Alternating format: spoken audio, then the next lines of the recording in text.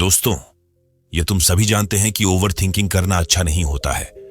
तो इस over thinking को कैसे कम कर सकते हो? गौतम बुद्ध की एक छोटा कहानी से जानते हैं। एक बार की बात है, एक छोटे से गांव में जिनका नाम राम था, वह भी अपने परिवार के साथ रहते थे। राम के परिवार का प्रमुख आजीविका खेती से ही थी और राम ने बचपन से ही खेती करने का सपना देखा था। उनका मनमुटाव उस दिन से ही बदल गया था जब उन्हें पहली बार खेत में काम करते हुए देखा था। राम के मन में एक सपना था, वह एक दिन अपने खेतों से अच्छी कमाई करेगा और बड़ा किसान बनेगा। लेकिन राम के सपने को पूरा करने में कई समस्याएं आ रही थी। उनके पास खेती के लिए जमीन नहीं थी और न कोई पूंजी थी। इसके बावजूद राम अपने सपने को लेकर हिम्मती बना रहा। एक दिन गांव में गौतम बुद्ध का समागम हुआ। राम ने बुद्ध के सत्संग में भाग लिया और उन्हें अपनी चिंताओं के बारे में बताया। बुद्ध ने राम से कहा, राम, तुम अपने भविष्य के बारे में इतनी चिंता क्यों कर रहे हो? भविष्य अनिश्चित होता है और कोई भी इसे पूरी तरह से पहचान नहीं सकता। तुम्हारी चिंताएं किसी समस्या का हल नहीं करेंगी। बुद्ध ने फिर कहा, तुम वर्तमान में जीने और अपने काम में लग जाने की कोशिश करो। भविष्य अज्ञात है और यह तुम्हारे हाथ में नहीं है।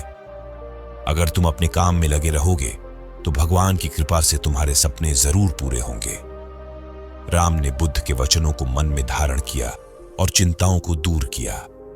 वह वर्तमान में जीने और अपने काम में लग गया। धीरे धीरे उसकी मेहनत और लगन ने उसे अगले स्तर पर ले जाया। वर्तमान में जीने और मेहनत करने के बाद राम ने अपने सपने को पूरा किया और एक सफल किसान बन गया। आज उन्हें उनके समृद्धि भरे खेतों की उपलब्धि है और वह अपने सपनों के साथ एक संतुष्ट और समृद्ध जीवन जी रहे हैं। यह कहानी हमें एक महत्वपूर्ण सीख सिखाती है कि जीवन में हमें चिंता करने से ज्यादा वर्तमान को महत्व देना चाहिए।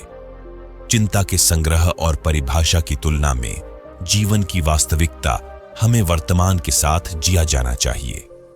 वर्तमान ही हमारे पास है और यह हमारे कार्यों का मूल ध्यान केंद्र होना चाहिए।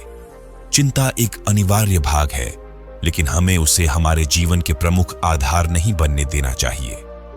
जब हम वर्तमान में जीते हैं, हम अपने सपनों को नजरअंदाज नहीं करते हैं, बल्कि हमें उन्हें पूरा करने के लिए कड़ी मेहनत करने का उत्साह मिलता है। भगवान हमेशा हमारे साथ हैं और हमें उनके साथ सहयोग करते हुए अपने सपनों को पूरा करने के लिए प्रेरित करते हैं। जब हम अपने काम में लगते हैं और भगवान की कृपा से अपने लक्ष्य की दिशा में अग्रसर होते हैं, तो हमारे सपने अवश्य ही पूरे होते हैं। इसलिए हमें चिंता के संग्रह से बचकर वर्तमान में जीने और अपने काम पर ध्यान केंद्रित करने की आवश्यकता होती है।